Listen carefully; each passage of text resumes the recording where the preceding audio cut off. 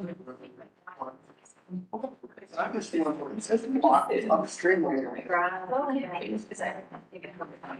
you actually get to fit the device. You think you're big? Or do I grab it? I'm in this where it's more. Yeah. It's on you. I know. Or based on the needs. Yeah, exactly. Alright, Let's let's get started on this cold, dreary morning. Alright, ready to want to do a roll call? Yes. Anna Barbieri, Here. Clark Bolin, Emily Gray, Here. Greg Shelton. Yeah. Jerry Henderson, Here, I'm online. Lisa Unheim, Present. Lori Stringham, Lindsay Longton, Marcy Hausman, Matt Hinton, Nick Griffin, Nick looks like he's online. Nicole Handy, Here. Terry George, Here. Tessa Stitzer, Seth Jacob, here. Alright. We'd now like to open the meeting for public comment. Any members in the public wishing to speak before this body? Alright, like to close public comment. Now for board business, we would like to welcome our new board member. Is it Lisa or Lisa? Just Lise is easy. Lisa, okay. And you know there's no A. All right, making sure I'm getting that right. Lisa Brunhart from the town of Brighton. I've been able to be on a couple of other commissions with Lisa before. She's wonderful. And then Lisa, we're gonna administer the oath of office to you. Cool. Do this almost every. Thank you. In fact, if you'll please raise your hand and repeat after me. I state your name, I, Lise Brunhart, having been appointed to the office of having been appointed Wasatch Front Waste and as Board of Trustees, Board of Trustees, do solemnly swear or affirm do solemnly swear that I will support, obey, and defend that I will support the Constitution of the United States the Constitution of the United States and the Constitution of the State of Utah, and the Constitution of the State of Utah, and that I will discharge the duties of my office with fidelity. Thank you. Thanks so much. Thank you, please. Kind of corresponding with that, we have, need to adopt a resolution, expressing appreciation for our former board member Keith Zuspin, for his service, also as board vice chair. He's been very helpful in a lot of our meetings, kind of getting things organized. We know that he's getting very busy, as both of our Canyon members have a lot of road projects going on, and that's taking a lot of their time. And Keith is, it sounds like, picking up a lot of that, right? We appreciate his service. So I'll take a motion on that resolution. So moved. Second? Second? Thank you. I've got a motion and a second. Do we need to do roll call on this, or do we just okay? All in favor of adoption of resolution 4447? Aye. Any opposed? I am not opposed. I am in favor. Thanks, Tessa. All right, motion passes. That's for Keith. As Keith was our board vice chair, we now need to replace that position as vice chair. So I will take any nominations for anyone wanting to be the vice chair. I'll nominate myself. Yeah, there's All right, we have a nomination for Anna Barbieri as board vice chair. I'll second that. Second. All right, I have a motion and a second to nominate Anna Barbieri as vice chair, Wasatch Front Waste and Recycling Board. All in favor, or do we need to? We'll say the. Oh, sorry, thank you. Motion to appoint Anna Barbieri as board vice chair. And it will take, Terry's second for that. Okay, We can do it this way. okay. All in favor? Aye. Any opposed? Any opposed? All right. Thank you very much, Anna. I know this is not your first rodeo, and we appreciate your experience and willingness to help us out. We have, coming up on the week of June 17th is National Waste and Recycling Workers Week. And as such, we have a proclamation recognizing that I would like to read.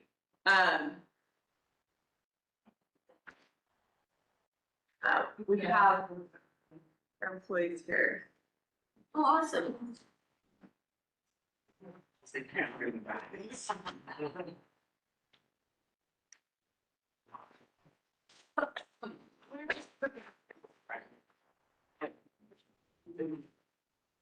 Yeah, I think it was good.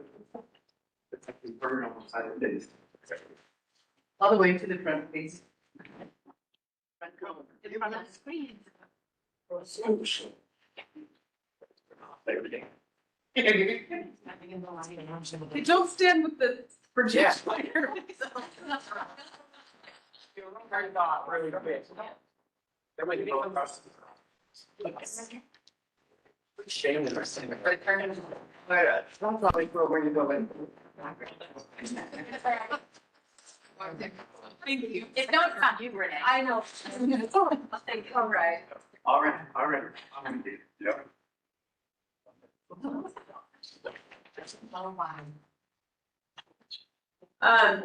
Before I read this proclamation, I just want to express personally and on behalf of the board how much we appreciate all that you do. We know that it is a difficult job. It is often underappreciated, but it is something that we all rely on every single day in our community. And when it doesn't get done well, like you guys do, that's when we hear about it. And really, we just appreciate all of your hard work every single day. So on that note, I'd like to read this proclamation recognizing the week of June 17th as National Waste and Recycling Workers Week, and then after a motion from the board to adopt this. Whereas the nation celebrates the week of June 17th as National Waste and Recycling Workers Week, and whereas National Garbage Man and Woman Day began in 2012 to show community appreciation for the local people of the garbage, sanitation, and recycling industry, and later changed the official name to Waste and Recycling Workers Week. And whereas the earliest garbage regulation efforts began in 3000 BC, oh wow, where is this? When the first landfill was developed in Crete, where large holes were dug for refuse. And whereas since that time, solid waste workers have worked selflessly and tirelessly in all types of environments, whether pandemics, civil unrest, war, and at risk to themselves to provide solid waste services to protect communities and residents, prevent disease, and keep our communities clean, safe, and beautiful. And whereas the people employed by Wasatch Front Waste and Recycling District make significant contributions to the safety, health, and welfare of our residents by properly collecting and hauling over 250 million pounds of garbage, recycling, and composting annually. And whereas with an area spanning over 750 square miles of land and thousands of miles of roads, the residents of Salt Lake County depend on the collection and proper disposal of waste, recyclables, and compostables.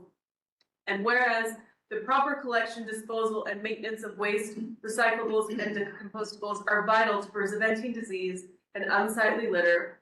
And whereas the solid waste industry employs thousands of people around the United States, and they should be recognized and elevated because they provide essential services to the communities they serve.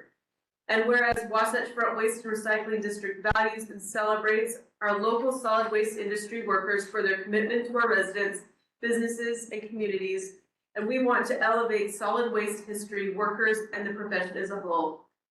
Now, therefore, I, Emily Gray, by virtue of the authority vested in me as chairperson of the Board of Trustees of Wasatch Front Waste and Recycling Districts, do hereby proclaim June 14th to the 20th, 2026, as Waste and Recycling Workers Week in the Wasatch Front Waste and Recycling District, and encourage all residents to join me in thanking the hardworking people who ensure our communities are kept safe, clean, and healthy.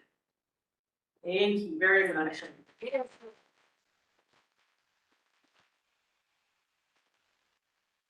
I'd like to suggest that we adopt this and then take a picture, and I would like to shake everybody's hand as we walk out. I really just very much appreciate all the good. And Evan would like to say a few words too, maybe before everyone walks out. Sorry. Yeah, so just briefly, I really appreciate the board's consideration and adopting this proclamation. This is something I've done in past roles as well. And there's actually a website with Waste and Recycling Workers Week that has templates and various activities that is kind of celebrated as part of this national recognition. So since I've been on board with this organization now about 9 months, the team really is working to satisfy our customers' best interest and carries out the work selflessly day to day. And I really appreciate it. And it's been great to join and be a part of this team. And I think the team has fully embraced me as relatively new to the organization. So thank you very much. We will have a celebration as part of our monthly recognition event on June 18th. We will invite board members if they'd like to attend during that event. It will be early Thursday, June 18th at 7 a.m. But we'll extend an invite to all the board members. Hopefully you can attend, participate in that celebration. So thank you. Thank you. Thank you. Thank. All right, before you leave, I just want to pass this while you guys are here. So I will accept a motion to pass this resolution or to adopt this proclamation. So moved. Second, Second. Yeah. all in favor? Aye. Aye. Any opposed? All right, the proclamation passes. Thank you again so very much for all that you do for us.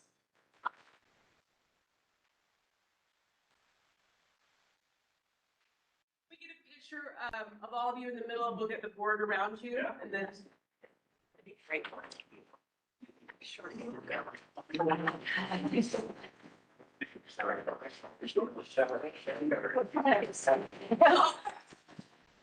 It's already on there, and then I clicked it from.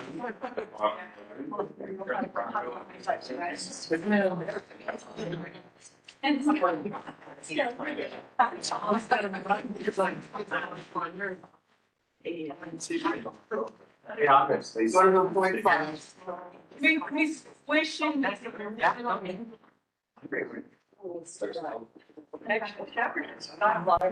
Pushing it.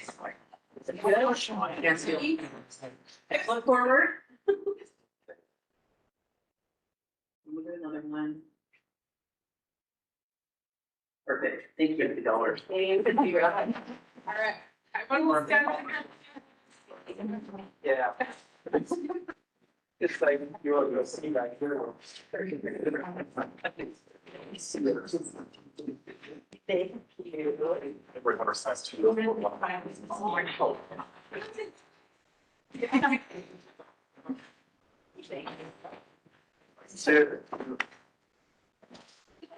Thanks to all that. On a trip.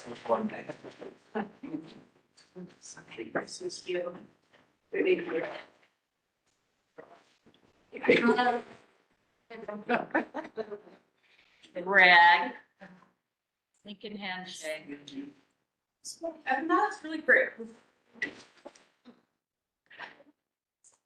All right, so now we have, consent items, approval of, the meeting minutes for March 23rd. And then we do this all as one, Rachel, the March 23rd and April. Yeah. Okay, so we approved March 23rd Board of Trustees regular meeting minutes, and then April 27th Board of Trustees and Woodward Leadership Staff retreat minutes. I can get a motion to approve those. I approve those. I get a second? Second. I have a motion and a second. All in favor? Aye. Any opposed? All right, so I have those minutes approved. All right, now let's move on to general manager's report by Evan. Yes, thank you. Good morning, everyone. I'm going to provide just a few rural updates, and then largely I'll focus on an update to the PGIs, or priorities, goals, and initiatives, and then just kind of speak through some of those updates. So just for your reference on that spreadsheet, and as published in the packet, the yellow highlights are indicating items that have been updated since the last published PGIs, which was during the board retreat. There were a few updates in that. Just to provide a few verbal updates. So we have a lot going on, and most of our new programs and platforms have transitioned very well. So as of forward, we went live with Point and Pay. Many thanks to Helen and her team for really the planning, a lot of planning to make that transition successful, and integration. We worked through a couple minor hiccups, but overall it's gone very well, and it's been a very positive transition. So happy to, if there are concerns or if people are hearing things about that, please let us know. We'd be happy to address those if there are any items related to that. If people, so maybe there's somebody who is not yet like updating their automatic payment, like myself. So when would we find that out? Like, when would you be aware, when you're starting to see late payments on that? Like, would we already know that, or is it forthcoming? The first auto payment for Point and Pay will be at the last day of May. But this week actually, I'm going to go through and compare, try to get a list of the registered auto pay customers in Point and Pay, and compare it to the auto pay customers that we knew were auto pay before Point and Pay. And then try to reach out to them by email and just remind them what they need to go in and set up. Oh, that's So we are going to take control of that. As somebody who puts that out of their minds, I really. And we've been waiving late fees, I think, for the entirety of this year. Yeah. So I think we'll look to kind of reinstitute those, maybe come June or July, and that too. So that's, by the way, we talked about during the retreat, we all plan to go live with the postcard bills, effective at the beginning of June. So the May services invoice will be sent out for those who are not on paperless, will be sent out via postcard. And it's in these PGIs, it's getting cost savings moving forward. It's about 191,000 annually for this, just that condition. A few other items, we have also rolled out the new specialty curbside collection services program. So that's the program where folks can year-round submit a request through our website, which Gail and Renee have worked on to make that very streamlined and straightforward, in my opinion, for the curbside pickup and scheduling for mattresses, tires, appliances, air conditioners, etc. We went live May 1st with that program, and since then we've had about 2 weeks of the program, which it has picked up a lot of interest, and we've done, I think the first week was 14 separate pickups. We're right now focusing those on 1 day per week for the pickup as we kind of get the program rolled out. But as of the first week and last week, we had picked up a total of 10 mattresses, 8 Freon appliances, 11 non-Freon appliances, lots of hot water heaters, surprisingly, and about 3 towers. So we're staging those out in the 40 here. And we're basically working on getting contracts established for those materials, which they will all ultimately be recycled. There's a mattress recycler. We're working on a scrap metal recycler. The tires will go to GSL tire recycling. It stands for Greater Solid. So working through all those pieces has gone very well. And we're also retrieving several of those items, in some cases that are not acceptable in the scrap program, but we're pulling some of those out from the scrap program and also putting those containers as well. So once they're full, we'll haul those to those facilities and maximize our efficiencies instead of hauling them individually one at a time. I'm really excited about this. I feel like we're meeting a need that it's out there that we want to meet.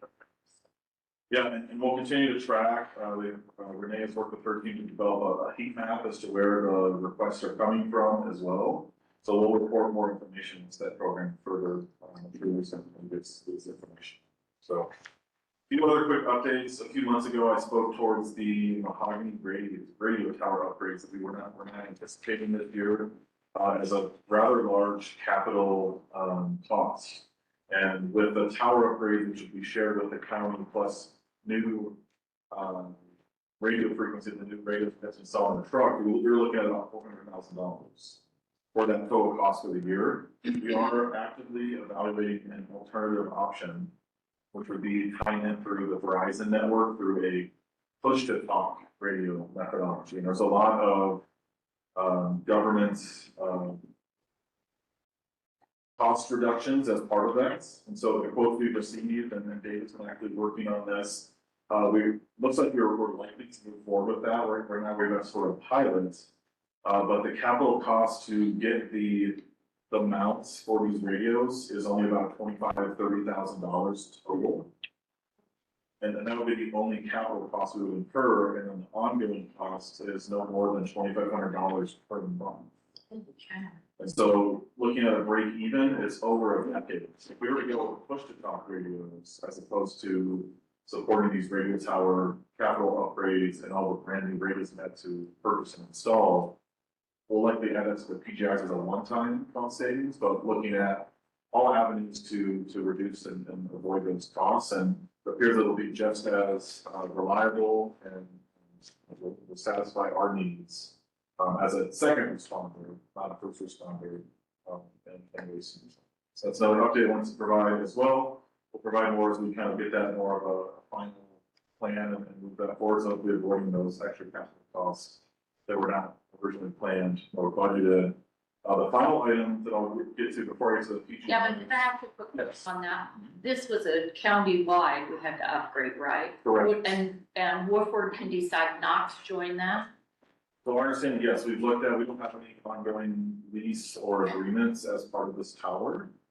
So we can, and I've already talked with the county to a degree, so the landfill uses this, Public Works uses this, Parks and Rec county uses this.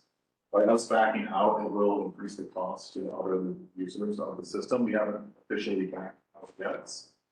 But again, really with the emphasis on saving costs and meeting our needs, something that I want to prioritize and evaluate where they're all. Substantial. I'm surprised that there are other entities wouldn't be doing the same, right? Honestly, they're all doing the same research that you guys are doing. That's interesting. But more to come on that, but that's another big cost avoidance, I would say, that we're looking at as part of the reviews. The final item for the PGIs, we also actually have been invited to submit a proposal for Draper City. We recently learned that Draper City is evaluating disbanding their in-house collection and hauling program for waste and recycling. They're planning to issue an RFP. We don't know what those services or what that scope entails.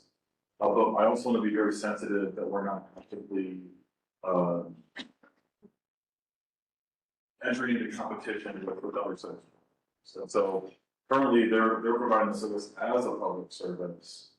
And so we're looking at how we best issue a proposal, and maybe we the opportunity to join the district service area and do a submitting a competitive proposal, but wanted to update this body and see if there's any feedback or thoughts. We still haven't seen them post the RFP, but I do see it as an opportunity for us to potentially expand our service area and offset some of the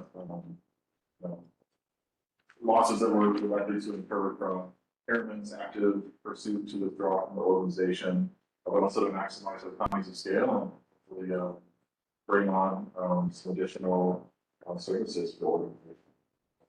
Happy to hear any feedback or thoughts on that approach, but again, we haven't seen RFP. We don't know if it's targeting private sector, but the city manager, we did reach out and invited us to submit a proposal. I think say continue on. Sure. Nothing to lose. Yeah, I think, and it makes sense I mean, I would imagine that the process would be different because we aren't submitting like a contract proposal, it would be more an invitation to join the district. And so between you and Rachel, we figure out the best avenue to do that. But yeah, I think that's fantastic. Avenue to pursue. Excellent.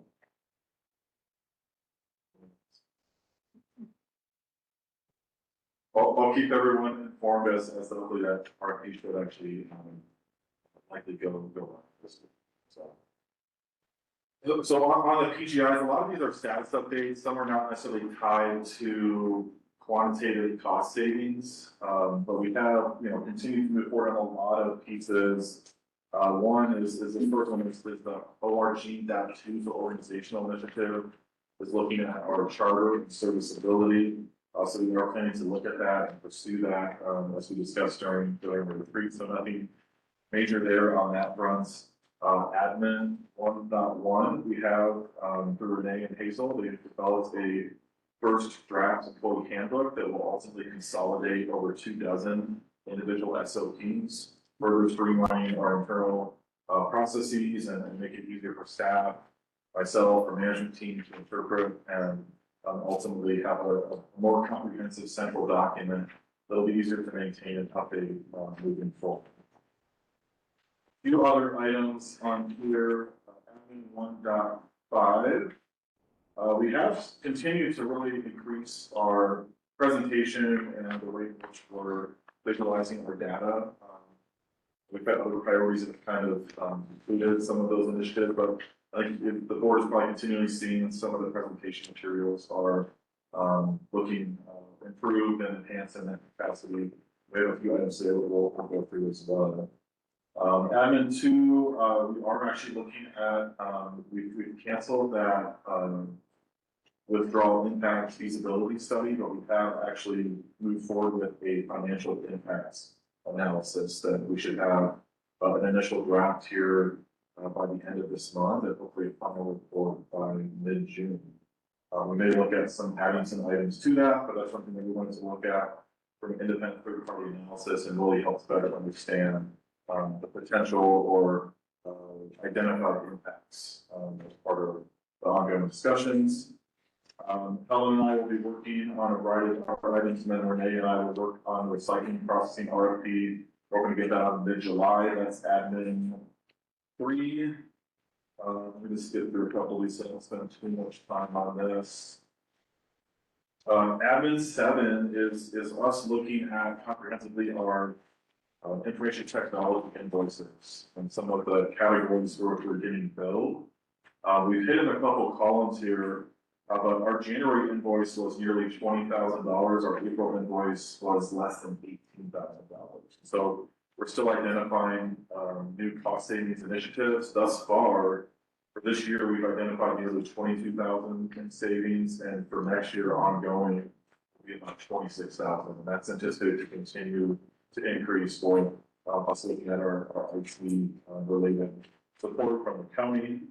Admin 9 is a brand new item that we're looking at basically everything. So admin 9, there's more information. We put in some columns here on the screen. Early on, I noticed that nearly every one of our offices had its own individual personal printer. And so we took a really hard look at those. Some of those printers were color, some of those were black and white. The color printer, buying new cartridges to replace those was about $1,000 per printer. So we've actually consolidated, and ultimately we have taken out of service 5 of those color printers. And we're still looking at a few of those, but some of them we need for certain functions within the organization, and a lot of them are either replaced with black and white printers, or we have a main printer in our management printer, and we're emphasizing utilization of that. And so small amount, but we've basically estimated about $5,000 this year, and then ongoing for savings of that. So let's see a few others. So I can, the line of service financial assessment, Ellen and I will be working on that. Hopefully get that RFP out July or August. And what we're looking at is likely that what we budgeted for may not be enough. So we're going to need to evaluate that. But we're tracking our financials in a way that I think it's readily I could say that we're not gonna have to come back for amended budget this year. And we would come back for amended budget if we were going to exceed the, original approved expenses. So we'll track that and keep that, going as well. And let's see, let me skip through a few more of these. We're still looking at greenway subscriptions, our scrap program, we'll probably provide more detailed update next month, or shortly thereafter. But on scrap this year, we have, as of May 8th, have averaged 79 containers serviced per day, which compared to previous years was average of about 60 containers a day. We are well above 25% increased service this year alone. So going very good on the scrap.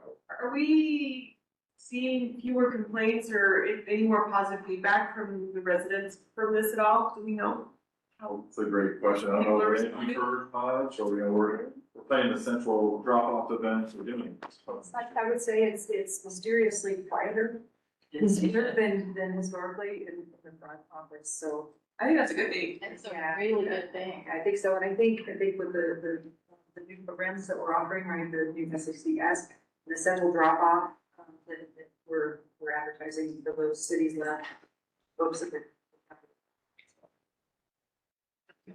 We are seeing some limited volatility in our seasonal drivers, so I think we've kind of dropped a couple, we're adding more on as we can. I think right now we're sitting around either 12 or 11.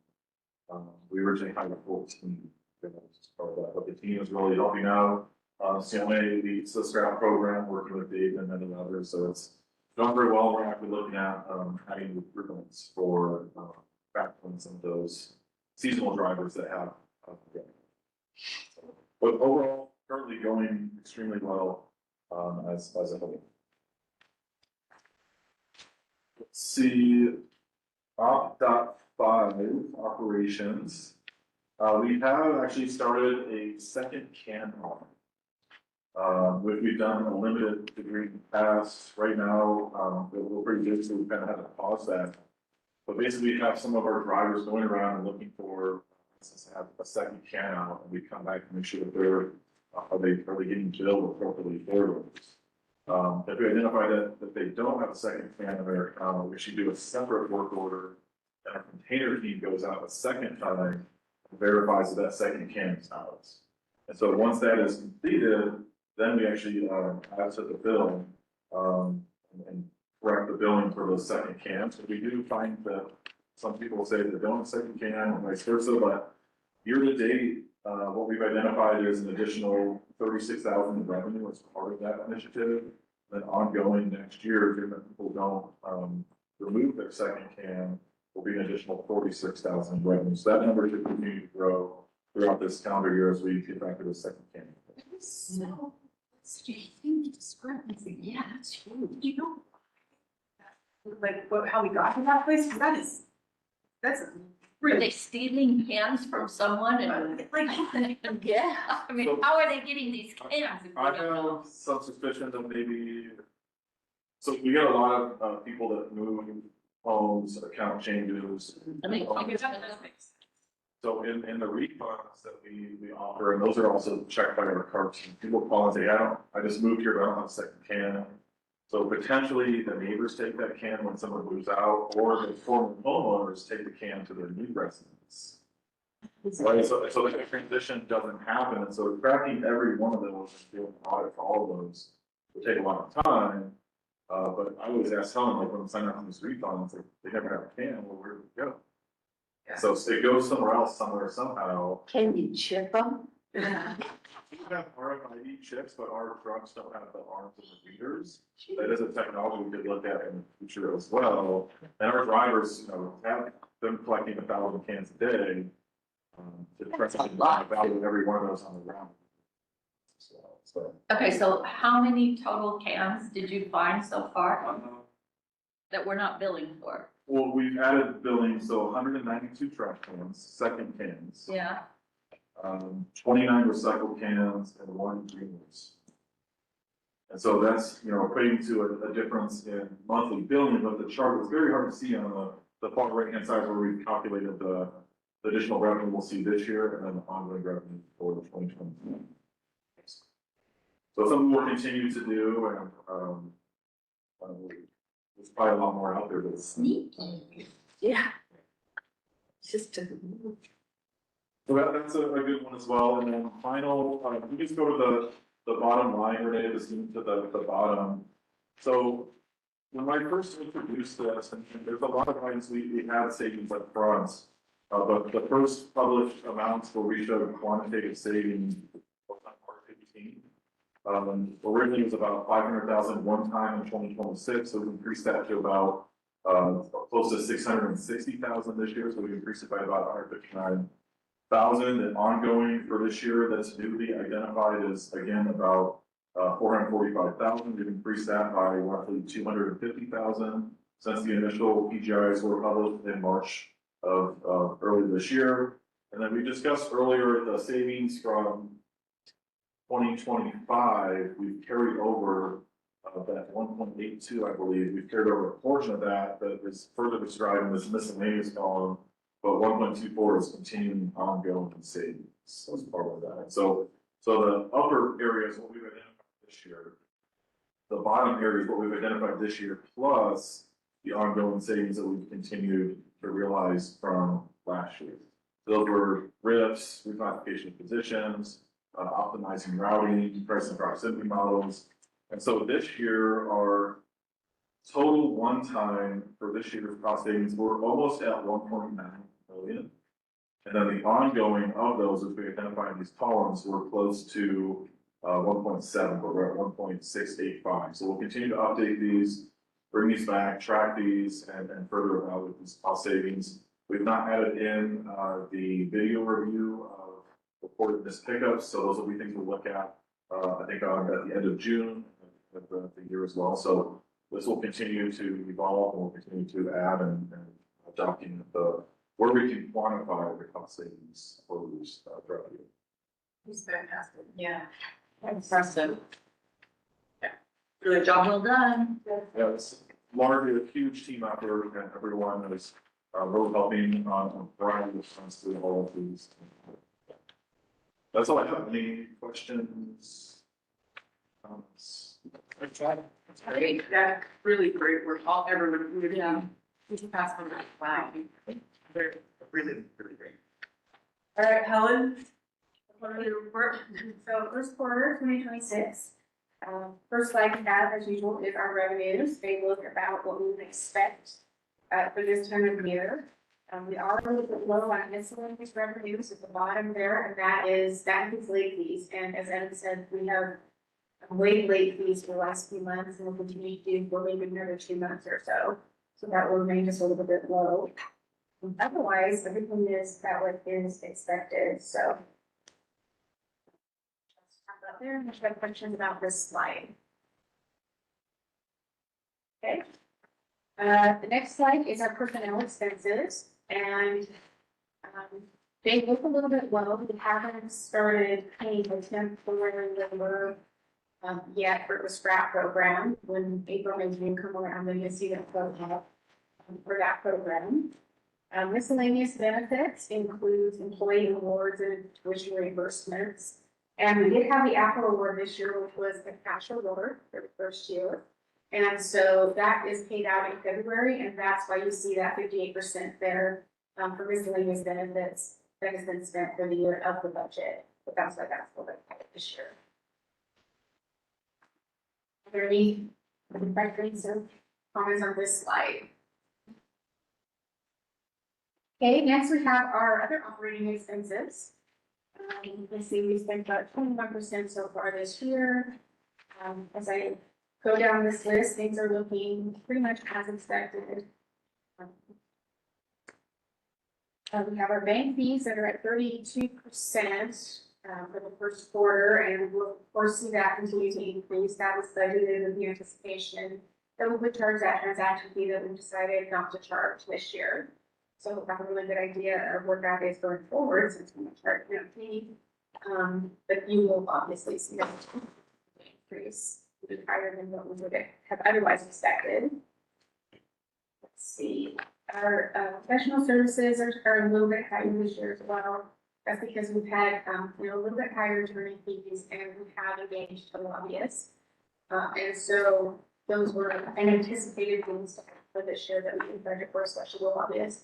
So that's why that's just a little bit higher than like around 25%, which is what I would expect to see here for that line. Other than that, I think that's about all I was going to comment on. Are there questions about this slide? Okay. Moving on to the next slide, we have our capital purchases. This is the exact same thing that you were able to see when we had the retreat. It's the same information. We have not had further capital purchases since the retreat. However, we do expect to get some trucks this month. So I think the next one will show some more expenditures for capital purchases, and we'll be able to put those in service. And a little bit boring slide for this particular time, but I think of those, we have encumbered, a little close to $2 million that will pay down those assets. Do come in, a lot of those trucks were ordered early to middle of last year. And that's what I point out, is it's the next slide that helps to explain some of the trends we're seeing. okay. And then the next slide is our cash balances. And you can see it's higher than it's been for years with this slide. And I do want to remind you, as Evan has pointed out, we do have encumbered money that hasn't been spent yet for capital purchases that was anticipated. Had those come in as expected, obviously that cash balance would be lower. And then also monthly billing. Monthly billing is boosting our cash balances coming forward. Prior to this, in prior years, we would have seen a lower balance because we would have just billed in the end of March for the first quarter, and that cash would not have started coming in yet. But we've gotten cash for the January and February billing, and that we've not seen. And so that's why we're seeing this. So when we pay for those trucks at the end of the month, that will drop It'll down. go down. So yeah. Are there questions or comments on this slide? That boosts our interest revenue, which is also good. Yes, we'll with that. And the next slide is our refunds. I changed it a little bit. I didn't want just a little boring Excel table in here. But we had $19,000 for refunds for the first quarter of 2026. 19 customers overpaid, resulting in $4,394 of refunds. We did have 5 people pay on closed accounts. We had 3 contact us and say they needed for additional can that they did not have. We already discussed that we need that happen. We did have 10 customers who were paying monthly and started billing monthly. They got paid. And so we just refund them. That's like $4,400. We did have 6 people pay us in error. They paid us instead of the utility or possibly their mortgage. That's happening. Yeah, that's $500, looks like mortgages. And then we have one home that was demolished, we were still waiting for, of course, they didn't have the service, we used the service at that time, so we did leave them $500 for that. And that totaled our 19,000. Do we understand why people are overpaid by such large amounts on that? Honestly, I think there are several reasons. I think sometimes it's a mistake. I think a lot of times people do it on purpose. They're going to go on vacation, they decide to pay in advance. They don't calculate out how much it's actually going to be. We do have people, I believe, who do it on purpose. I think there are some people who kind of use it as a little bit of a savings.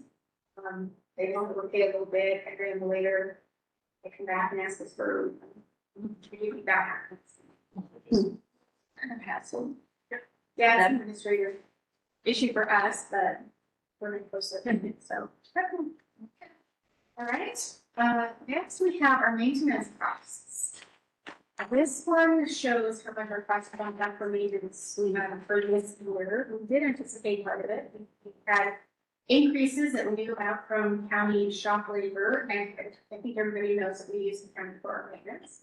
And their shop labor increased, and as well as cost of parts, maintenance, and As noted here, we have held a quarterly fleet meeting, a working group that in an effort to identify cost savings measures and practically identify areas for improvement. And then the first one of those quarterly meetings, just I think it was last month. And in the past, we've met annually, but like increases we could expect in the budget, that we are meeting with them and going into details and the same, we can figure out how to flow those costs. Is that something that you initiated? That's it. Yes, with the quarterly meetings, correct. I'm assuming that once we start seeing cost savings from that, that'll be added to the GIs and everything. Correct, it is one of the categories, those are gonna be a little bit more difficult to quantify in some cases. But there is more of a kind of fruitful discussion later on in this meeting's agenda as well, this will be a good precursor to that. I appreciate, strengthening that relationship so we can.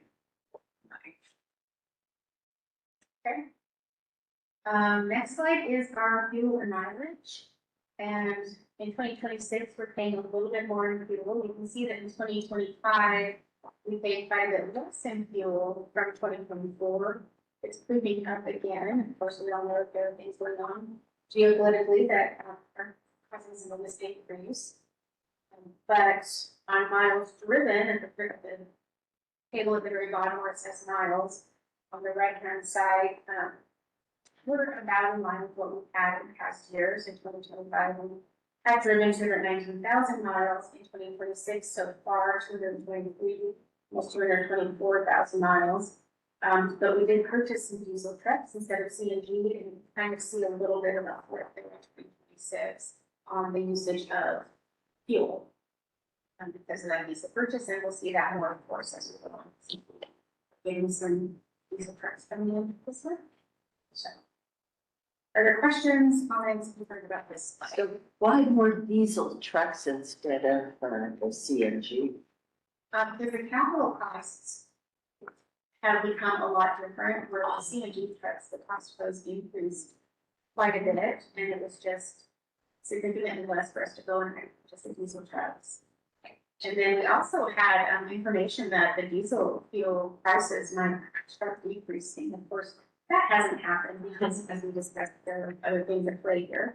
That's one we had anticipated lower costs for those. Isn't there also a problem resale value on the CNG trucks as well as more expensive to work on, other things? And we can't get any money out of, get minimal money out of resale. Oh, right. Yeah, Yeah. they're hard to sell. Nobody wants them. Okay. I guess we need to start our own biodiesel factory. We say something like that to Evan, and the next thing you know. That is correct, though, the purchase price is less, but the resale has been very challenging. Andrew was in here earlier, helps on, the auctions of these trucks, but in order to fuel CNG, you have the infrastructure, and a lot of the smaller entities or places that are trying to run this don't have it. So Wow. we will be looking at this, and we actually attended a fleet technology conference earlier this month, and looking at things that I've kind of mentioned before is total cost of ownership, or TCO is kind of the abbreviated fashion of discussing that, but looking at the cost of diesel compared to just the cost of CNG over the lifetime of that truck, there could be a break-even point or a way that makes it justifiable to continue to purchase CNG moving forward. So we'll be looking at that this year and for next year as well. And I think it still is a good how to diversify our fleet to a degree as well. Right now, we're running about 4 diesel trucks. We're adding about 12 to that. But our scrap truck, those are all diesel as well.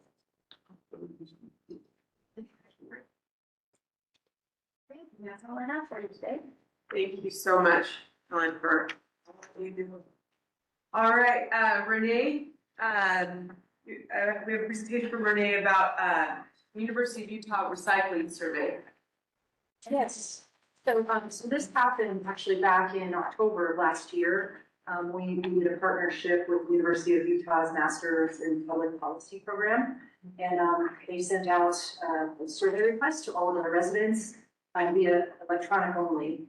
So it's email and pushed through our app. And we had 4,523 that completed the survey, so it's about 6%. Is actually double the response there than it was in the prior year's recycle survey, so that was pretty good.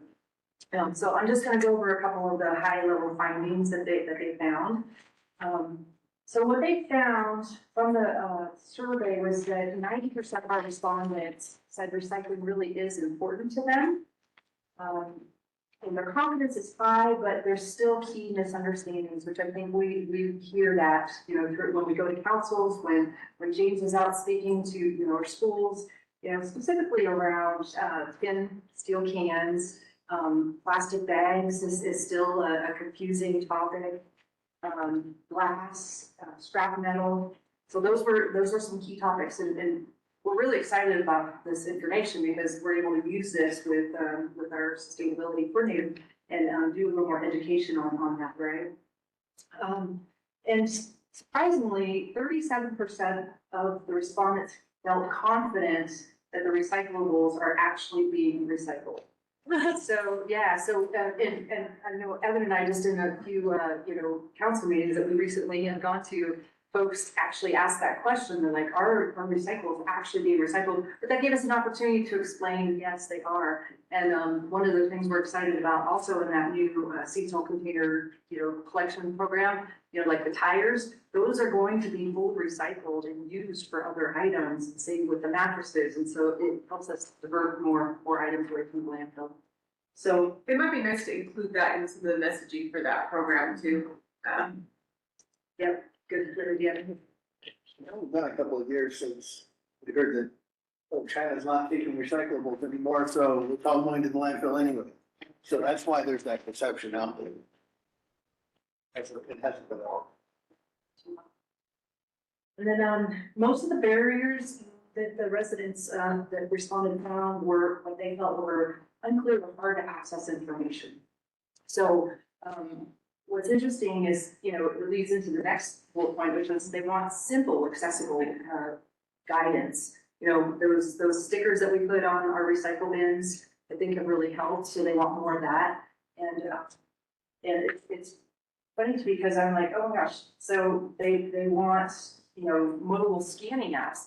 And so that was a key indicator to me that we're not advertising our app that we have as well as we could. So again, this was a great learning tool for us to know, you know, what to focus on. And as you all recall from our last board meeting, you know, communication was like our opening topic. And I just wanted to give you all a couple of things that we're working on from getting this information, and also since the last board meeting, you know, we're looking at creating a customer and communication playbook, and I'm about halfway done with that. And then I will review that and we'll just then spread it, and, you know, throughout the organization. And some of those items include monthly social posts that we can give to the city that it's easy for them to communicate. Let's see here, you know, some of the topics that we thought about initially is like, what really happens to your recycling? You know, top contamination items, myth busting, and then quick visual recycle guides, just really starting to get some of that stuff out there. And we've learned that residents really like videos. That was another thing from you know, our board meeting, our talking sessions that we learned. And so so we're gonna have a few stars within the organization. We just don't know it yet. So I think we'll have fun with that. But yeah, so this is a great segue, I think, into some information that James is going to share with you next. Because he does an excellent job of getting out in the community, the schools, and so we're just going to focus on that a little bit more over this next year, and just really, you know, give those playbooks out to our cities to make it easy for them. Thank you so much. Renee, did the University of Utah reach out to us, or did we reach out to them? How is this set up? So they reached out to us. Great. Yeah, it was actually through Pam, because Pam had graduated from her master's program, so she's part of the alumni. And so then I went ahead and partnered with the leader over there in the research group, and yeah, it was excellent, where they did this whole report, and it was great. This is fantastic. Yeah, it didn't cost us anything. No, it's really great. Thank you so much. And they presented to us at one point, which was a really insightful as to their results. But this report, which is somewhat lengthy, is on our website as well. And also the presentation to go over with this group is also on there. Great. On that note, James, there you go. I was going to talk about, waste diversion and recycling analytics. Awesome. Okay. Thanks for having me, everybody. My name's James. I've met some of you in the past, but there's some fresh faces here. I've been with the organization for about 11 years. And I've been involved for about so today I'm just going to go over our waste diversion efforts and recycling analytics, basically to highlight our district-wide recycling, green waste, glass recycling efforts, contamination reduction efforts, outreach. Skip this slide. Yeah, so my purpose with this report is basically just to provide a year-end overview of our waste diversion efforts for 2025 and our contamination reduction efforts. We'll use this to track and monitor our progress with corporate sustainability goals as we move forward. I want to highlight some of the environmental and financial impacts that these waste diversion opportunities provide us. And also share some insight into what markets are doing as far as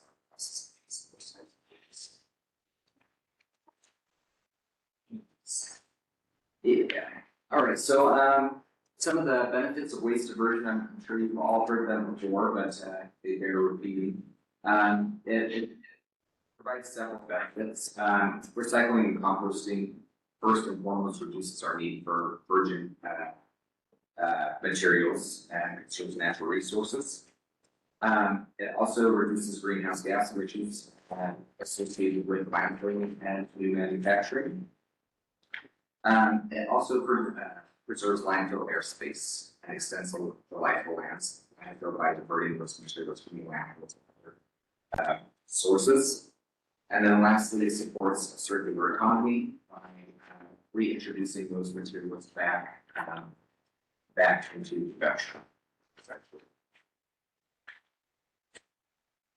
All that sounds great, but I think putting some actual numbers and statistics with our recycling efforts is valuable. This has been well received by each community that we share this with.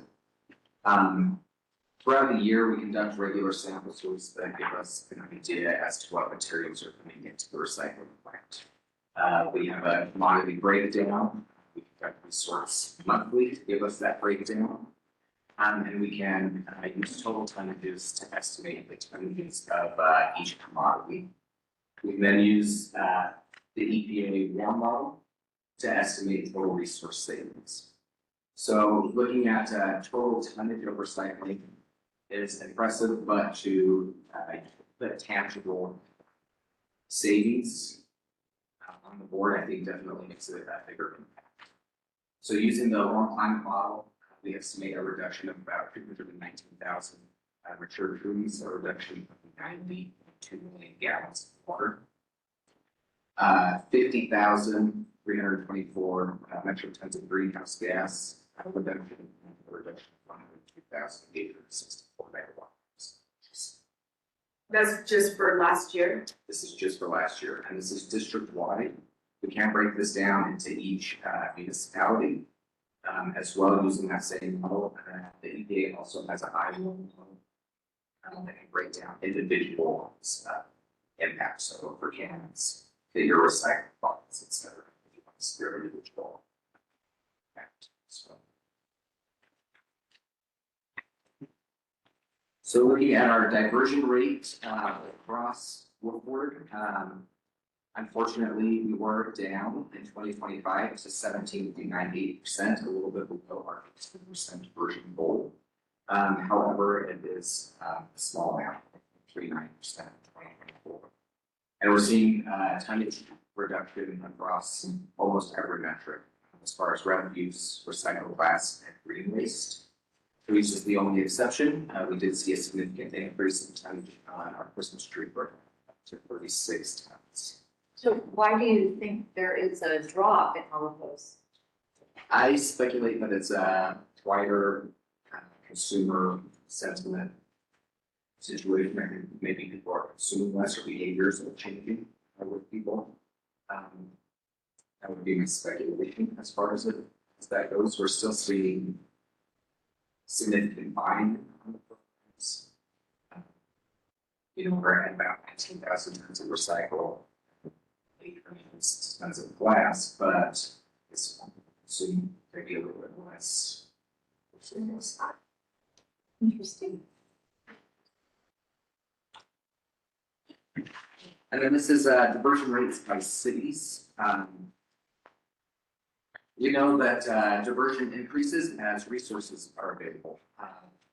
More recycling cans, more green waste cans, glass recycling cans are obviously going to lead to higher diversion rates within the city. As we work to expand knowledge of our programs, under green waste programs, for recycling program, hopefully we will reach more residents and increase diversion across all municipalities. And education and outreach will be a big part of achieving that goal. But if we look at that chart on the right, the diversion rate by city, there are two things I want to point out quickly. Integration Canyon does have a extremely high diversion rate, and Brighton is not listed on there. Yeah. The reason is we collect front load containers for that. We doesn't break out the total tonnage from our front load program. So if we take the front load program and incorporate it in there, we're also incorporating tonnage from multiple other locations, and it really skews that data. It's extremely high. So I just wanted to look at the certain simple. Thanks for explaining. Absolutely. Slide to the next one. Okay, recycling tipping fees. One major thing that stands out that we have been struggling with, or did struggle with in 2025, was increased tipping fees overall, despite the fact that our changes were down year over year. One of the contributing factors to that is, well, the main contributing factor to that is processing fees due to recycling markets. And that really shows in quarter 3 and quarter 4 in 2025. Our recycling tipping fees are based off of the market value of the products that we're bringing in, how much of each product we're bringing in, and then also our contamination rates.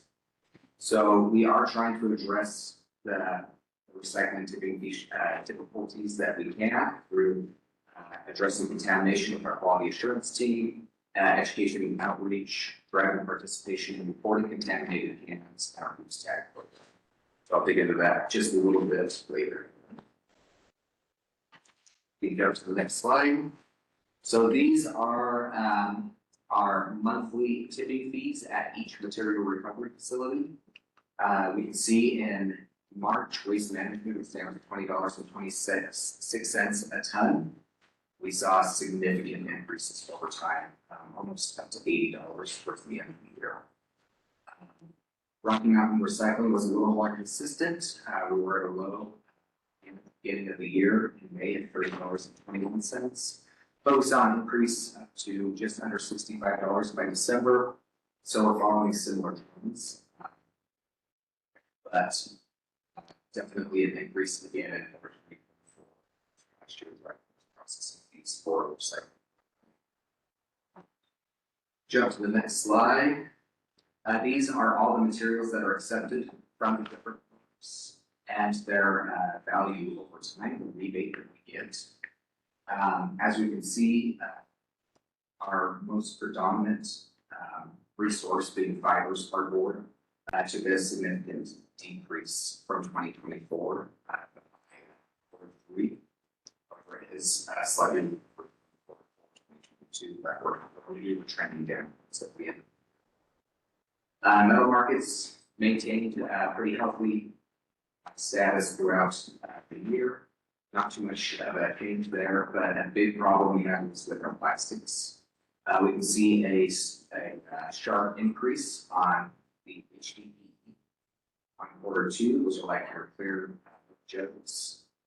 Those are our most valuable. They can be redyed color, so they have a high value. They dropped over quarter four, as well as our PET plastics, which is like these plastic water bottles or soda bottles, and then also color HDPE on a bit about that same time. Which is like water and detergent jugs. Is it generally that volatile? From what I've seen, yes, but again, I'm only looking several years back. Looking forward into this year, we have seen plastic markets increasing again, so, but we do have a lot of cheap what's going on there. Oil. If we slide to the next one. So these are just a quick overview of the results that we've seen from our sorts at both material recovery facilities. Rocky Mountain Recycling is where we take the majority of our material. We conducted 71 sample sorts with Rocky Mountain Recycling. And these were the findings that we had for the 2025 year. We saw a slight increase in our OCC or corrugated cardboard. And paper remained about the same. This is uniform with Rocky Mountain Recycling and waste management. We did see a decrease at both MRFs of HDPE natural and color, possibly indicating a change in packaging. And then a big thing I want to highlight here is our residual waste on the bottom. We saw a decrease 2024 to 2025 down to 18.5%, so a decrease of 1.48% at 1%. We jump to the next one. Looking at waste management, again, similar trends, increase in cardboard, indicating a more fiber-rich stream. Paper remaining about the same, and slight decreases with our HDPE and PTE. I really want to highlight this one, waste management, we saw a significant decrease in fines and trash, down 8.57%. Again, attributing this to body trims, reach, and drug participation in the others. So that's great news. Jump to the next one. This is just a year-over-year change in our contamination rates for Rocky Mountain Recycling. Since 2022, we've seen a 7.37% decrease. Year over year, we're down to 18.05% for Rocky Mountain, below our 20% goal, which is great news. And we're seeing that reduction across almost every municipality we take to Rocky Mountain Recycling. Jump to the next one. Waste management, we're seeing similar trends. We're down in contamination, probably with our consistent themes. However, I do want to highlight we only conducted 9 sample sorts of waste management, a much smaller pool than recycling, unfortunately. But we're still seeing a major decrease, down 7.78%, and again, decrease across every municipality that we take materials to waste management. So we're seeing excellent results in. And then this is just district-wide. This is a combination of all sample sorts down to 19% below our 20 for the year. And this was across 80 sample sorts for the entire year. And again, Taylorsville was a unique situation because we were taking some material from Taylorsville to Rocky Mountain, some to waste management, even when we combine the two, still show it. So awesome work. James, let me just add in briefly. So if a load comes in and there's contamination at the MRFs, everything that's acceptable, that's clean and that's intended and targeted for recycling is still getting recovered and ultimately recycled at these facilities. So the contamination is basically the proportion of materials that are not recoverable for recycling or that are otherwise not targeted to capture as part of the recycling process. And so waste management, they had different categories. So like the fines, that's things that are really small, like 2-3 inch minus materials that fall through the conveyor system on sorting criteria and so forth. contamination, the lower we have. That's one part of these composition audits. There's a running average for each of our largely our partner cities. And the cost is a function of the monthly commodity market values and then the rate in which they've identified the contamination or residue rate is offset as part of it. So all of these kind of sort of a base processing fee minus the rebates based on our material composition for the values of those materials, but then they add back in that residual cost as well. So as contamination goes down, that ultimately saves money throughout the entire district and reduces those overall costs. Thank you. Well said. So, and our efforts to reduce that contamination is based mostly off of our OOPS tag program. This is headed by our quality assurance inspector, as well as our drivers. If our drivers come across contamination, my goal is to address it at the curb before it makes its way to the MRF. We don't want the MRF capturing those materials, especially during our rental, since they affect the prices that will stay. We've had a lot of buy-in with our drivers this year. We've had a total of 2,648 reports from drivers identifying contamination, which is about 221 every single month. What does that actually look like? I mean, how are the drivers? I guess I've seen the closed lids as I drive down the street. Like, how do they usually identify that? So these include, this does include reports for cans at the curb. There are some reports for cans that have been dumped. So our drivers can see if it is open, obviously, but they also have cameras that face into the hopper. So if they dump a can that has, this is common, unfortunately, a bunch of cardboard and then at the very bottom green waste where it's being hid. Once they dump the can, they can see it in the camera. They'll still report this. After it's been reported, we notate the account. Our quality assurance team follows up on every report that's made. So once they have that address, the following week, they'll go to see if the contamination has been addressed. If it hasn't, they'll tag the can again and report it again. If it is contaminated, follow the same process the next week. On that third week, we'll issue a final notice of compliance as well. It's just basically stating that continued contamination will have repercussions. We last year we were employing the container for a 30-day period.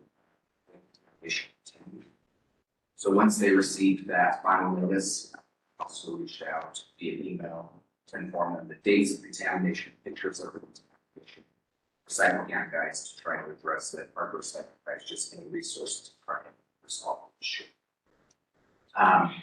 But as we can see with that tag escalation, for the most part, addressing the can with OOPS 10 fixed the problem from about 22% contaminated the second time, and that one continues to go down as we continue to follow, reach out, and try and educate.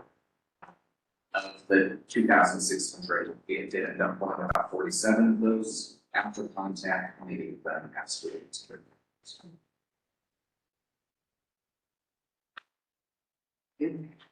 When you interact with people, it's just interesting to me the number of people who are continuing, like that second and third.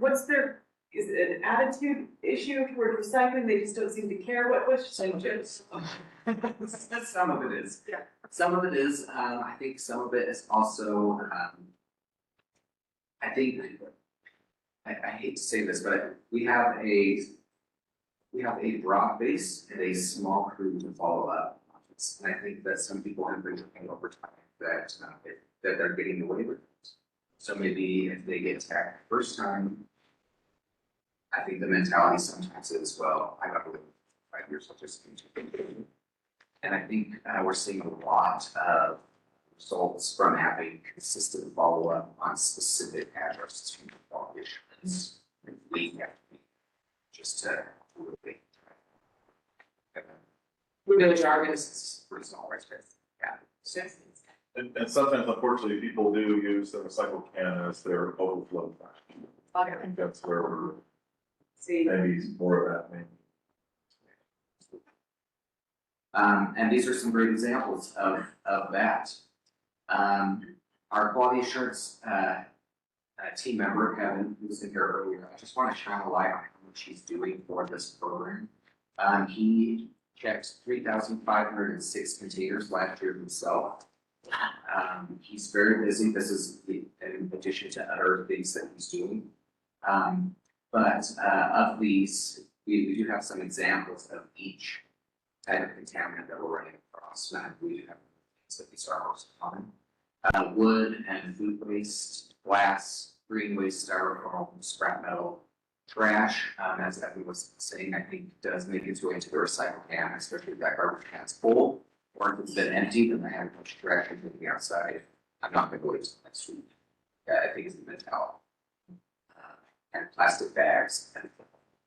And to Evan's point, I do want to reiterate that these, if any of these make their way into the recycling truck, they are, they are pulling out that contamination by hand. That's, I think it's the right thing. The good products are still being recycled.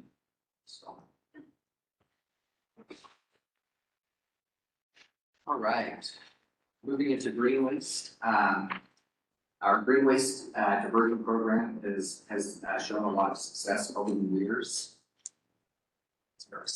Our green waste tipping fees remain about 48% lower than which tipping fees for items sent to the landfill. And that includes our transfer station coming directly to the landfill.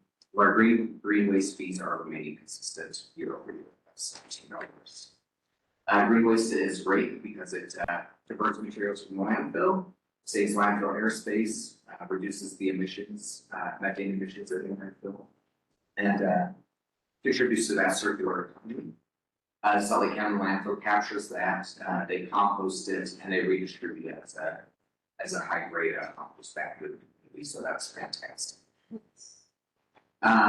We composted just under 6,000 tons of green waste last year.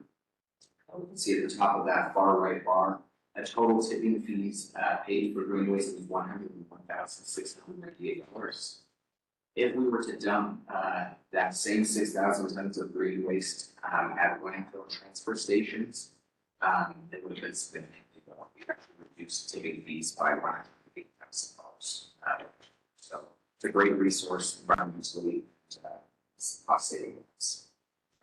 We're also seeing more buy-in from residents. That bottom number, I don't know why it's displaying that way, but we had 11,824 residents last year, 2024, and we bumped up to 12,169 in 2025.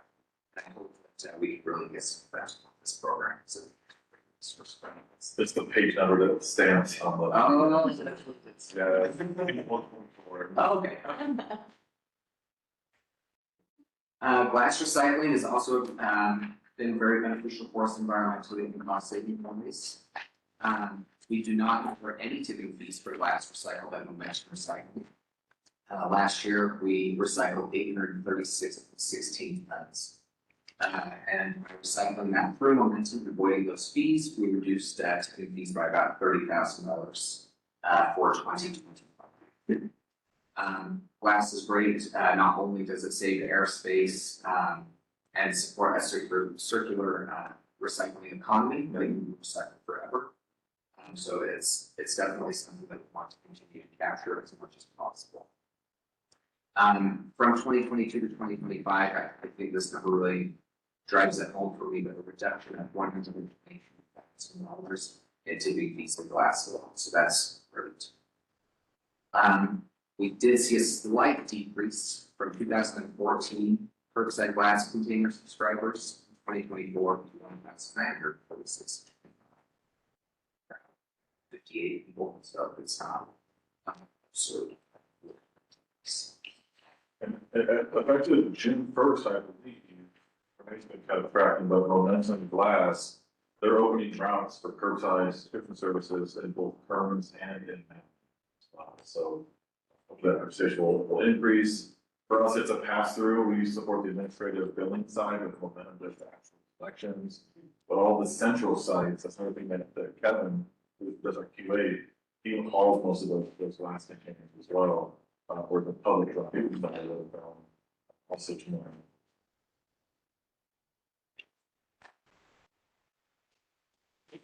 So I'm sorry, guys, I'm trying to read. Used car recycling, was something that we started last year with Rocky Mountain Recycling. Any containers that were broken and not fixed, we, found a good resource to recycle those out of the landfill. So, our Parks Department was collecting broken cans, stripping the metal axles and recycling those separately, and then stacking those cans and putting them in a 53-foot trailer. That trailer was collected and hauled through Rocky Mountain Recycling, so we didn't incur any transportation fees for those parts. They also offered us rebates or free to do for those parts throughout the year. So we recycled an additional 86 tons of HDPE plastic for the year and reduced tipping fees by $4,396 through that program. It's a great program. Then Christmas tree collection, the only stream that we saw increases in our tonnage, but we went from 27.11 tons to 24, up 8.88 tons to 35.99 tons for 2025. And we saw an increase of reservations of about 435. Yeah, so we're getting some traction as far as people being aware of these programs, again, to Renee's point, and being more consistent with our outreach and having a strategy to make residents aware of these programs is going to be crucial for the long-term success of these. All of our trees that are collected this way are sent to Diamond Tree, which would be for mulch, for again, saving landfill space and reducing emissions. Awesome. But they also cost us a lot less. So each load that we take to Diamond Tree is a $25 flat. We took 7 loads compared to dumping at a landfill at about $36 per ton at 36 tons. We reduced costs by $1 from $3.64 by this year. So awesome. All right, and then community outreach and engagement. I've been working with each community and trying to get to as many schools as possible. 2025, we ended the year at 6 schools visited with 18 separate classrooms and 427 students. There's been a big push this year. I far exceeded this number already for the year, so I look forward to writing those details later. Public events, we attended 26 total events in 6 grades, reaching about 1,350 individual residents. I do want to pause there as we roll into community outreach season. I know everyone's going to start having outreach events. I did leave some cards over there if you guys could pass me one. There's some cards of the outreach communities. I did attend 6 community council meetings and presented some of this information just to align your local sustainability goals with what the board is doing to help achieve those. And then social media outreach, we reached about 72,380 users from 46 social media groups, 61 user accounts. And these are some of the can guides that we put together this year with the help from Evan, Sione, Kevin. Many guys went on these just to get feedback. Our goal was to create something uniform and something that plainly spells out what is accepted at the material recovery facilities or the replace sites. We did include in the non-accepted items that we're running into consistently or high confusion items. But we also wanted to provide a resource for people to use to dispose of those items. So if you scan that QR code for recycled material, all of those items do have recycling options listed on there. It's just those, the residents have to physically take those materials there. Just that. Okay, next one was just a quick example of some of the things we put through social media. Again, these are just holiday themed guides,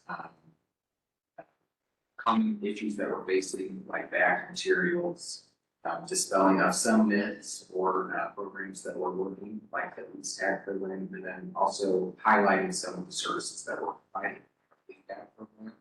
prior to the event, and then also results after the event, just to keep people informed as to what successful.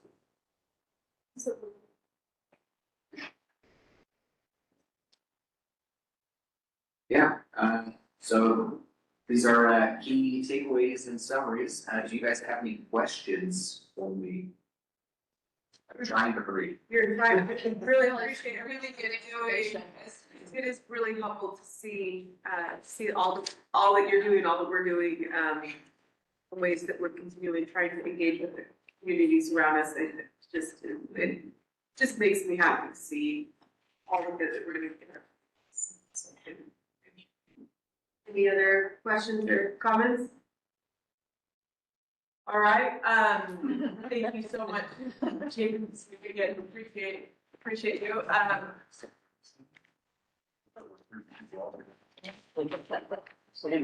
Find coats and blankets. I always feel so happy after. It's always challenging, morning is 90 degrees. It's the thermostat set to the end of this week, not. All right, Helen, you want to go into the 4.5 authorization to withdraw properties. Final 2026 May sale. I think everybody knows that we, once a year, we do job contract certification as well as last year. That is where we submit that to the county and they add to the property tax bill. And then the property taxes, and of course we get our money back. There's 8% administrative charge for that as well. But every year they send us a letter asking us to, have authorization to withdraw properties from the final tax sale for 2026. And every year we do ask the board chair to sign that letter. What it's saying is basically, don't force a sale on somebody's home because they owe us $500. That's basically what it is. And so that's what it is. Any questions, concerns before I sign this? Okay, I think we're good. All right, oh, did you do a formal approval? Yeah, so the request letter, under the, do sign as board chair, this is this next page here. Okay, so this is the letter, so we need to do a motion then? Yeah, to approve, you the withdrawal. It's the boundaries request, those are the worst.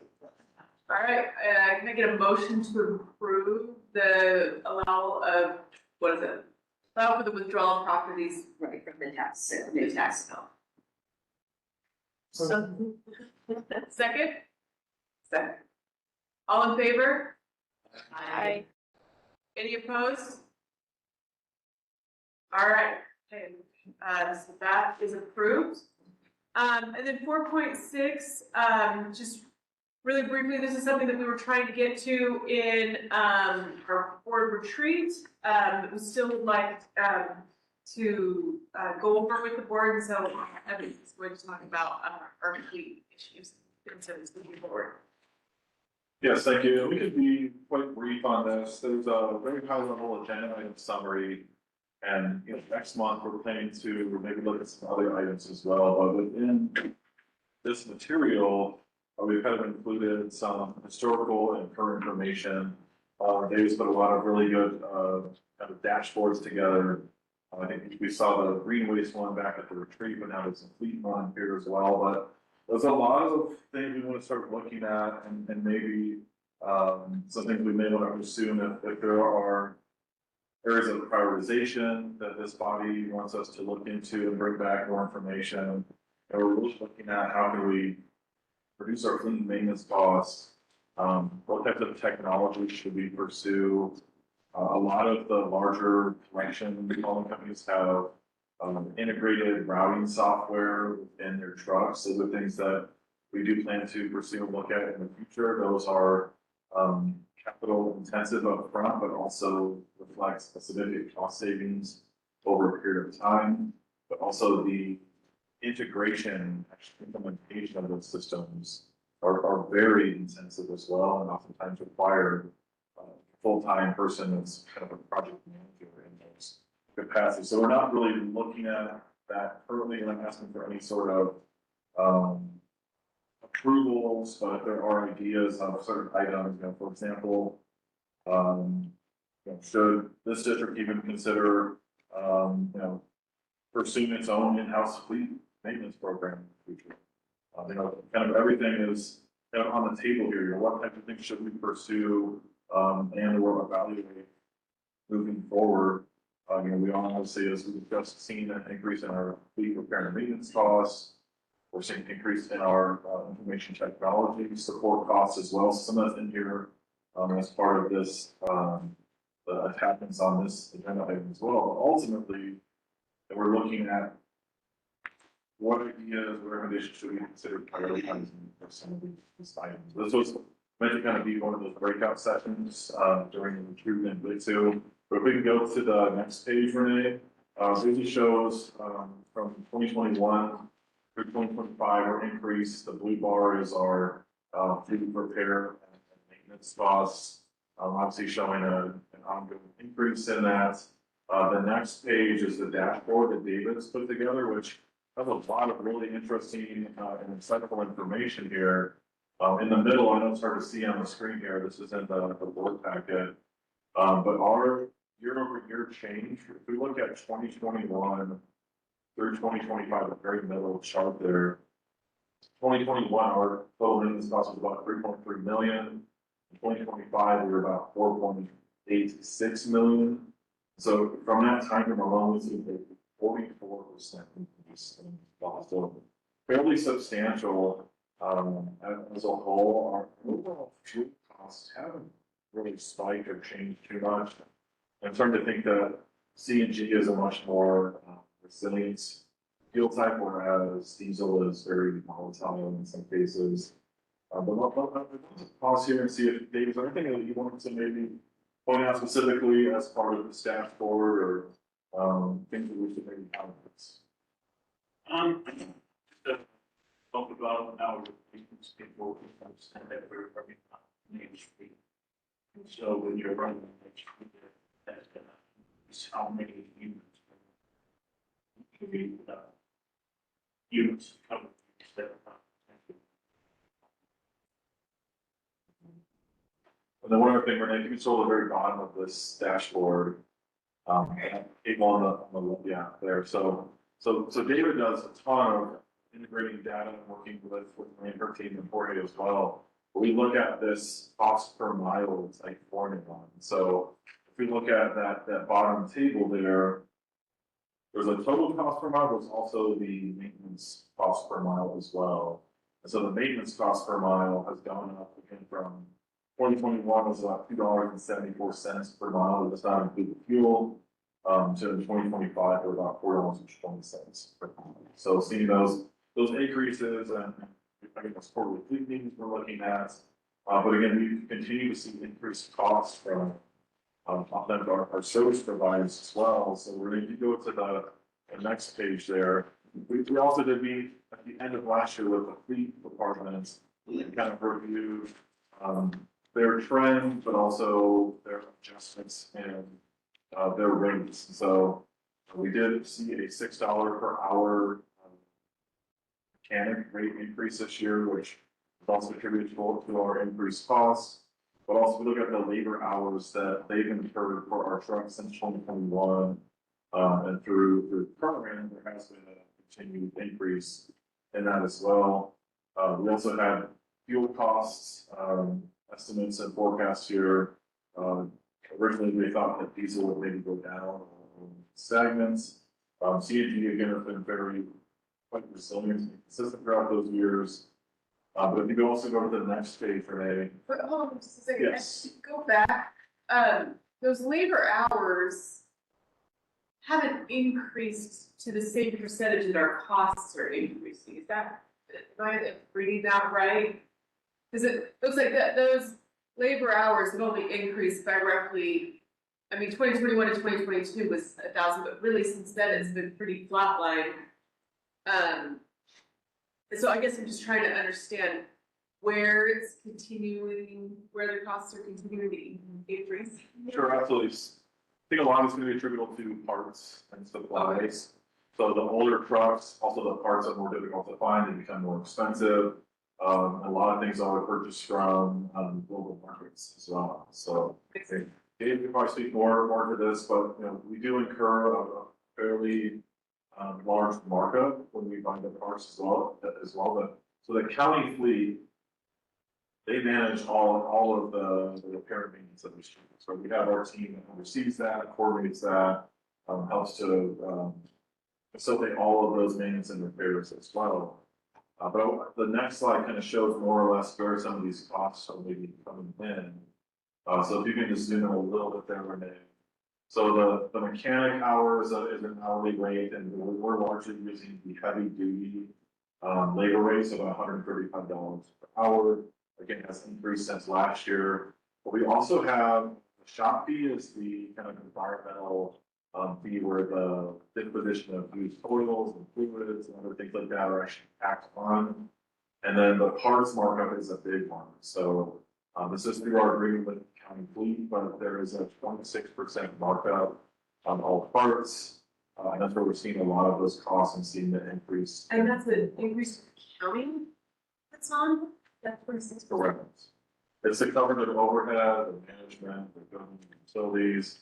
You know, it is rather extensive. Our original contract, I think I looked back, the original agreed upon parts market was 22 or 24%. But it has gone up to now 26%. And so we're really trying to deep dive into this, understand how much we're paying for markups, and paying for parts, and ultimately at the end of the day, is this something that we should continue or should go over evaluate standing of its own big shop in the future? It's a really tough one to evaluate based on just some of this limited initial information. But we are paying a lot, and we've been with Fleet and talk about the markup and all of their customers, which includes county departments, school districts, for example. My recollection is that they're all paying this equivalent and same rates that we are. We're not paying rates that others. So this is kind of built in to cover those overhead costs and their management, their buildings, utilities, et cetera. But it is an increasing cost, and one that we pay a lot just on hourly rates, but of course that parts markup is rather. Why are they marking up their parts? Great question, and one again that I mean, they're essentially nonprofit, not for profit. They're buying their parts directly from a provider. So to my understanding, the county fleets and several other departments actually transitioned from general funded to a degree to now they're operating as an enterprise. Oh. So their markups are covering the costs of their guy that's looking to purchase the products. The guy that's maintaining their inventory in their shop. They have, you know, several fiscal analysts and management managers in fleet shops. So all those markets are covering their overhead costs and providing the service comprehensively. So in essence, you know, part of our service rates, even though that's just a bad example, but part of our service rates to collect trash and recycling is funded by Sure. But 26%. I was quite surprised myself. I've worked in private consulting, and usually those markups are between 10 to 15 to 20%. But exceeding 20% is rather expensive, and we pay quite a bit in parts alone, but also. Can we go direct on the parts? We could. This would be standing up a whole kind of new program, having our own shop and inventory and. No, I just buy the part, take it. I grew up in an auto parts store and Yeah. supplied for all of Utah, and that is an extremely high rate. And so, I mean, a lot of people now are just going direct. I know it's different, like garbage trucks, but I think we ought to push back on that. If we know the party. It seems to me that there, and it sounds like you're in the process of diving into all these. So there's this markup issue. There's also the issue that we have an aging fleet, which it sounds like we're addressing with the trucks that are coming in at the end of the month. And I know we got a little behind because we stopped those capital purchases at the end of the year. So it seems to me that there's, some of this is a structural issue, some of it is we kind of got behind, on issues. So I think, like, looking at this, there's a lot of avenues we still need to explore to really identify why the costs are going the way that they are, so that we can then look at the best possible solutions to address it.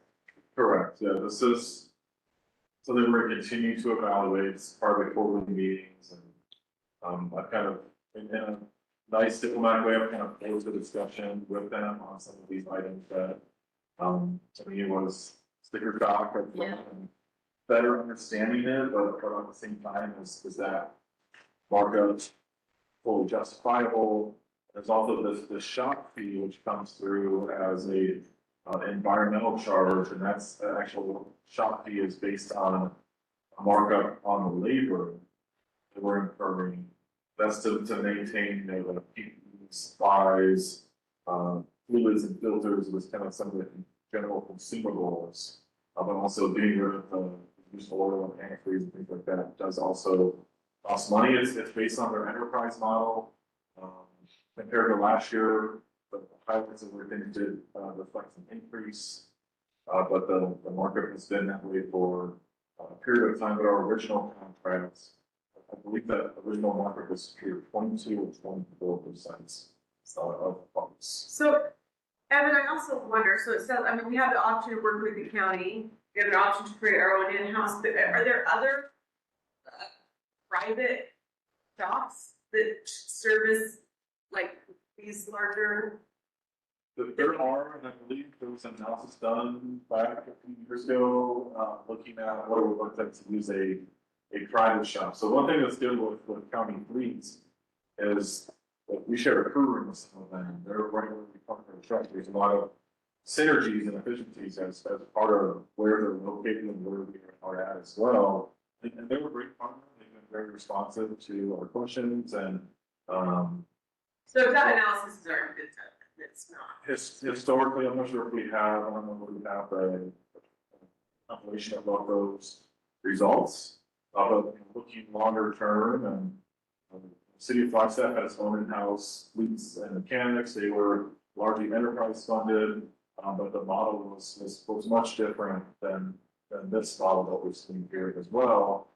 And if Woodford were to stand up its own fleet repair and maintenance shop, it's a whole new ballgame and a lot of additional headaches as well.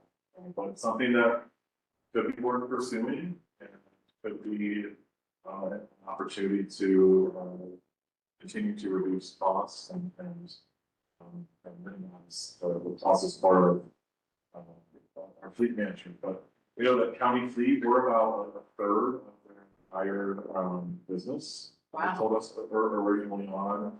And they actually have a dual shift shop, so there's morning shift and there's an evening shift.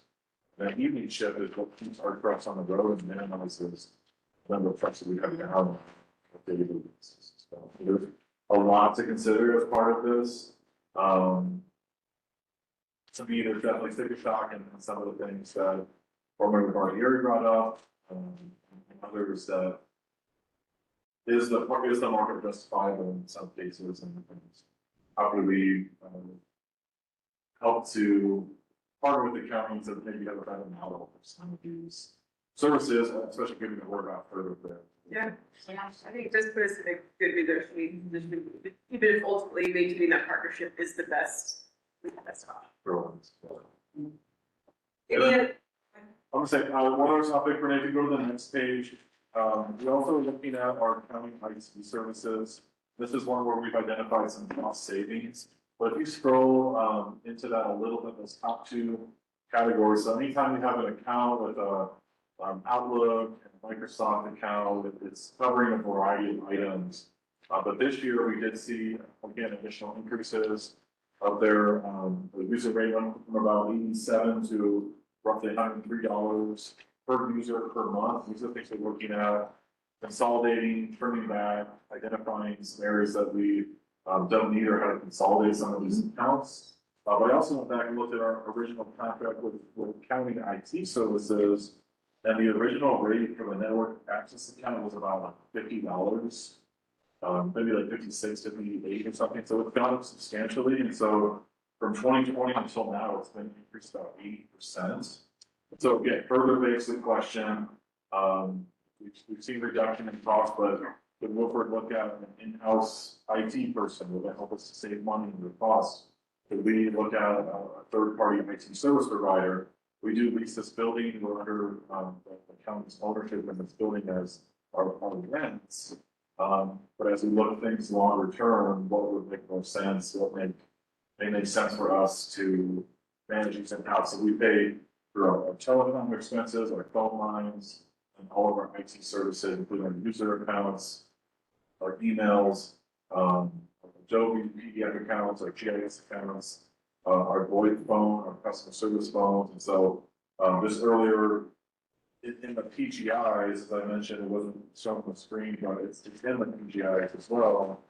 But we're paying about IT plus phone services, we're currently about 17,500. So looking at that annual cost, would it make sense to look at something more in-house, or is there a better third-party provider of this that goes to? And again, these are driven from everywhere seeing increased costs. I think these departments are largely enterprise funded now within the county, so they have to cover their entire overhead and management costs as well. And then we have some IT professionals in the room as well, so kind of curious to see what type of feedback or thoughts or ideas that we may want to pursue as part of these two expense items that we're seeing continue to increase. One thing that does stand out to me is the additional expenses of those environmental fees with organizations like UP and fire, which have different security requirements than you do. So you are effectively paying a small portion of that in a just a flat rate of your services to them. A managed service provider is a good start where you can hire out a firm that will basically charge you for just what you need. It does come at a cost, but it does give you a very good picture on what you actually need, infrastructure wise, and then also obviously bringing in an internal person to manage that MSP and handle all the heavy lifting, light lifting that they would normally charge a premium for, and that person can provide a discount. And then it's, shift that balance of workload from the MSP as you can find the right people to fill those roles.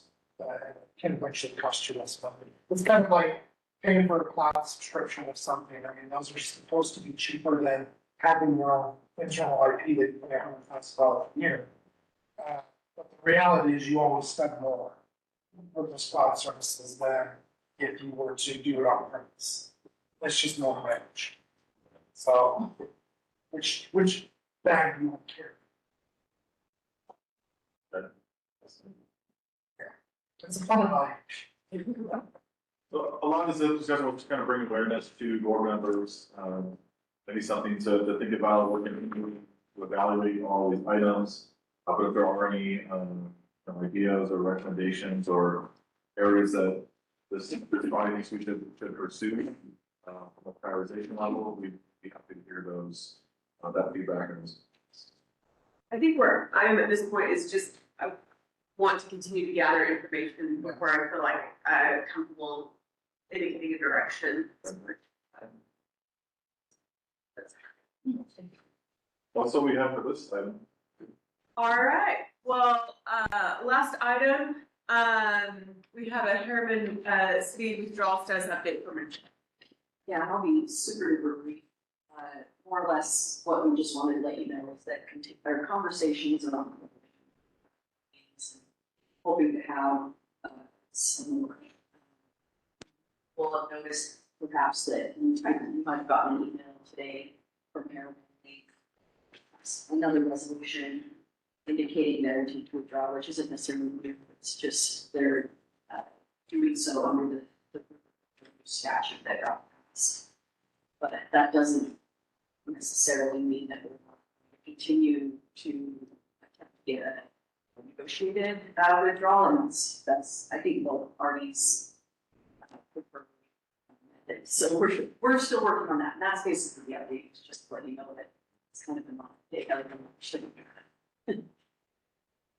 All right, I don't think we have any for a closed session, is that right? Okay. Well, and I would say one thing, so as per the letter we received today, if there are questions, please reach out to me. And or Rachel, if I'm better than the final questions for me, I can correspond with Rachel on those.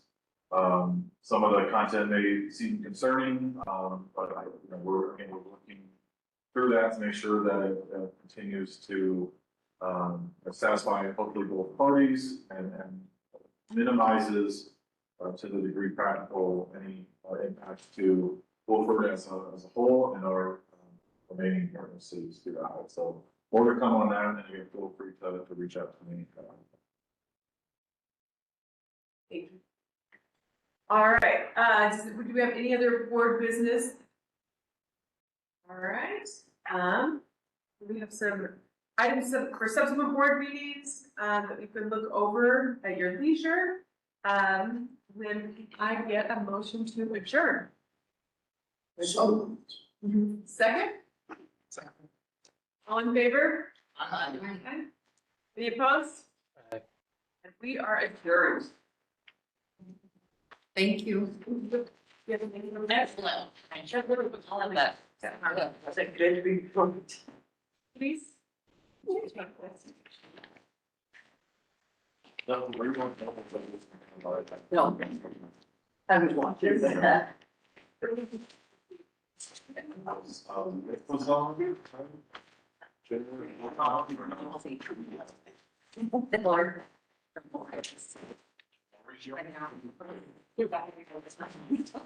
I mean, I'll tell you other board members. Yeah. I talked to